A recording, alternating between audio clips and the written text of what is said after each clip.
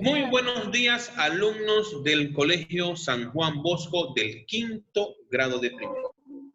El día de hoy estaremos trabajando en el curso de Ciencia y Tecnología.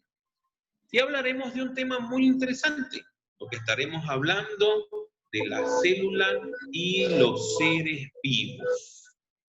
Pero antes realmente de ahondar en este tema de la célula y los seres vivos, quiero que hablemos un poco sobre lo que debe de ser el cuidado del sistema nervioso, tema del cual ya hemos venido trabajando. Cuidado del sistema nervioso. El cerebro es un órgano complejo y fascinante, que está conformado por neuronas que lo ayudan a almacenar información valiosa como tus experiencias, aprendizajes y recuerdos. Fíjense que el aprendizaje lo tenemos ¿dónde? En el cerebro. Todo lo que aprendemos. Nuestro cerebro es como una computadora, como el disco duro de una computadora. Va almacenando toda la información que adquirimos allí y se convierten en recuerdos. Para cuidar el cerebro, debes conocer algunos consejos que garantizarán que realice sus funciones de forma adecuada. Primera recomendación: consumir todos los días frutas y vegetales frescos, pues aportan vitaminas y minerales útiles para el buen funcionamiento del sistema nervioso. Segunda recomendación: realizar deportes o alguna actividad física como caminar cada día mejora la sinapsis entre las neuronas. La sinapsis es el proceso de conexión entre una neurona y la otra. Las neuronas transmiten información entre una y otra. Esa transmisión de la información entre las neuronas se llama sinapsis. Tercera recomendación: realizar ejercicios de meditación y visualización con excelentes formas de retroalimentar nuestro cerebro. Cuarta recomendación: controlar las emociones, evitar situaciones de estrés y pensar positivamente contribuye con la salud física y mental. No hay nada más importante, chicos, que pensar siempre en positivo. Dormir entre 7 y 8 horas permite que el cerebro se oxigene y esté listo para realizar las funciones del siguiente día. Y última recomendación: desarrollar un crucigrama o un sudoku, leer un libro, estimula las células nerviosas que conforman el cerebro. Vemos entonces lo importante realmente que es nuestro cerebro. Por eso debemos de cuidarlo. Ahora, chicos, sí, quiero que hablemos, y aquí prestamos mucha atención. Vamos a hablar sobre lo que es la célula y los seres vivos. A partir de este momento voy a indicar qué es lo que ustedes deben de copiar en sus cuadernos, ¿sí? Entonces, voy a indicar por acá lo que vamos a copiar. Ya dije, colocamos fecha. Acá tengo el título, la célula y los seres vivos. Recuerdo que el título lo debo de subrayar en color rojo. Y ahora acá tengo la definición de lo que es la célula. Me dice que es la unidad mínima de la vida y se alimenta, se respira y se reproduce. Todas las células tienen membrana celular y citoplasma. Sin embargo, pueden ser de dos tipos: eucariotas, cuando tienen un núcleo y que este núcleo precisamente contiene el ADN, y pueden ser procariotas, es decir, no tienen núcleo, por lo tanto el ADN está disperso en todo el citoplasma.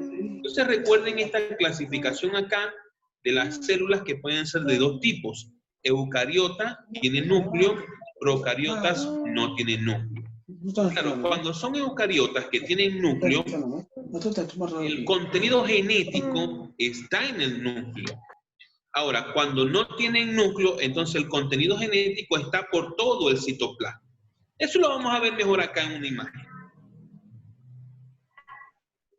Acá tengo, fíjate, ahí tengo una célula. A ver, pero me voy a devolver un momento porque de acá yo necesito que tú copies todo lo que tienes acá, lo vas a copiar.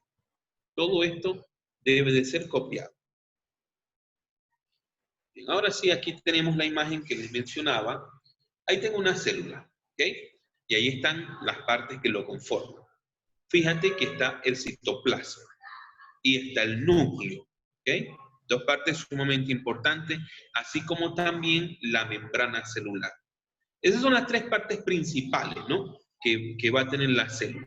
Ahora, dentro del citoplasma, fíjate que el citoplasma es una sustancia gelatinosa, constituida principalmente por agua, azúcares disueltos en ella, proteínas y minerales. El citoplasma se encuentra ubicado entre la membrana celular y el núcleo. Es decir, que el citoplasma está envuelto por la membrana celular. Contiene organelos celulares, estructuras sólidas que cumplen distintas funciones. Retículo endoplasmático, mitocondria, vacuola y ribosoma. Precisamente esas son partes del citoplasma. O sea, dentro del citoplasma es un líquido gelatinoso que vamos a encontrar la vacuola, el ribosoma, el retículo endoplasmático y la mitocondria. Eso se encuentra precisamente dentro del citoplasma. Ahora bien, después del citoplasma lo que tenemos ahí adentro va a ser el núcleo. ¿Okay? Y en el núcleo, ya lo dijimos, cuando son eucariotas que tienen núcleo, ahí vamos a conseguir el contenido genético, es decir, el ADN lo vamos a encontrar en el núcleo. Ahora bien, me dice por acá que el núcleo es el centro de control de la célula, es decir, dirige todas las funciones que ésta cumple. Y por último, pero no menos importante, porque considero que es sumamente importante esto de acá, es la membrana celular. Porque la membrana celular es la que realmente protege a todo el citoplasma y al núcleo que se encuentran dentro de la célula. Pero esta membrana celular es la que permite el intercambio de nutrientes y desechos. Es decir, a través de la membrana celular, la célula libera los desechos, pero absorbe también los nutrientes. Y fíjate lo que te dice acá que es la membrana celular. Te dice, es una fina capa que recubre toda la célula.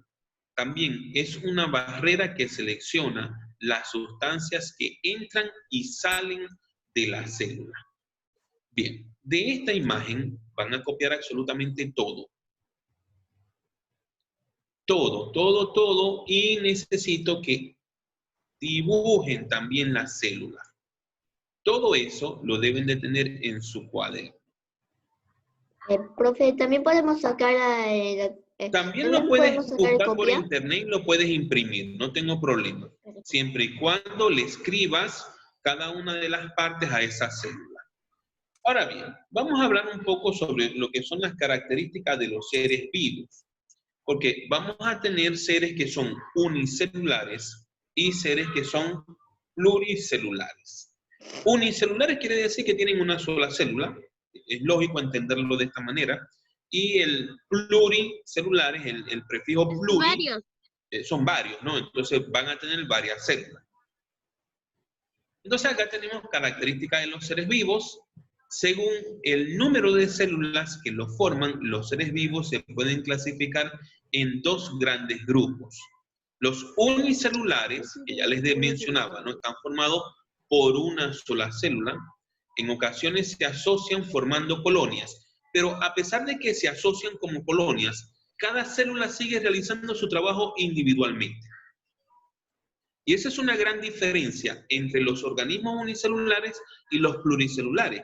Porque en el pluricelular, que son son varias células, ellas se asocian para poder realizar el trabajo en conjuntos.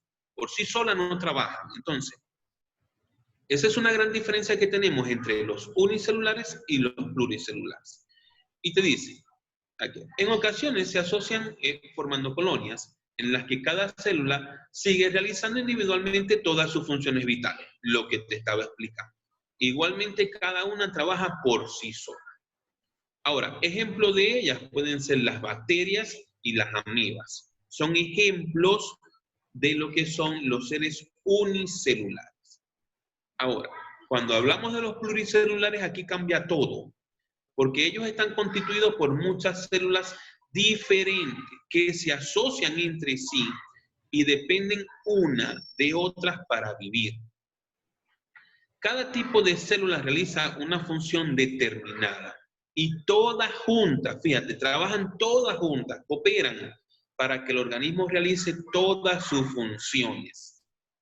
Ejemplo de ellos, las plantas, los animales, incluyéndonos nosotros como seres vivos, son ejemplos de seres pluricelulares. ¿Qué vamos a copiar de acá? Mira, vas a copiar título, vas a copiar estas dos líneas que aparecen acá, pero de las unicelulares vamos a copiar solamente hasta acá. Y de las pluricelulares copiamos hasta acá. Los dos dibujos que observamos allí no tienen por qué hacerlo, ¿sí? Solamente van a copiar lo que les estoy indicando. Para concluir en la diapositiva les dicen, todos los seres vivos están compuestos por células. Bien, pero allí no acaba el tema. Ahora vamos a ver los seres vivos y su clasificación. Hablaremos un poco de esto ya para concluir el tema por el día de hoy. Chicos, cuando concluyamos el tema, recuerda, debes de copiar este tema en tu cuaderno bien bonito, ordenado, tomarle las fotos y enviarlas a través de tu Classroom de Ciencia y Tecnología. Bien, hablemos ahora acá de los seres vivos y su clasificación. Y me dice, los seres vivos se pueden agrupar de distintas formas. El grupo más pequeño es la especie. Una especie es un conjunto de individuos semejantes, capaces de reproducirse entre sí y generar una descendencia fértil. A ver, si yo los voy a clasificar de esta manera, yo no podría clasificar y que estén en el mismo grupo, es decir, en la misma especie, tener los perros y los gatos. ¿Por qué no los puedo tener a ellos dos juntos en la misma especie? O sea, en el mismo grupo de clasificación. Pues fíjate lo que te dice. Individuos semejantes. Tú dirás, bueno, sí, son semejantes, profe, tienen 4 patas. Chévere, tienen 4 patas, tienen una cabeza, tienen una nariz, tienen los 2 ojos. Chévere, sí. Son semejantes, hasta allí son semejantes. El problema lo tenemos aquí. Capaces de reproducirse entre sí. O sea que los perros y los gatos se pueden aparear entre sí y tener descendencia. No. Entonces ahí viene el problema. Por eso es que no los puedo colocar en la misma clasificación. Porque te dice que debe de generar una descendencia fértil. Ahora fíjate, antiguamente los seres vivos se clasificaban según su utilidad o según el medio en el que vivían. Pero actualmente se les agrupa teniendo en cuenta las relaciones evolutivas y sus características más complejas, como la forma interna y externa de su cuerpo, el funcionamiento de sus órganos y sus características genéticas. Aquí tenemos un ejemplo. Un gato doméstico, un jaguar y un león pertenecen a la gran familia de los felinos y se caracterizan por una relación evolutiva. Es decir, los han clasificado de esa manera por la evolución que han tenido. Entonces, de esto debemos de copiar todo. Todo esto que tenemos acá lo debemos de copiar en el cuaderno. Bien, chicos, entonces, Hasta aquí vamos a trabajar el tema de hoy. La próxima clase estaremos hablando sobre los reinos de la vida, que forman parte también de lo que es la clasificación acá de los seres vivos. Entonces, la próxima clase continuamos. Hasta aquí la clase del día de hoy.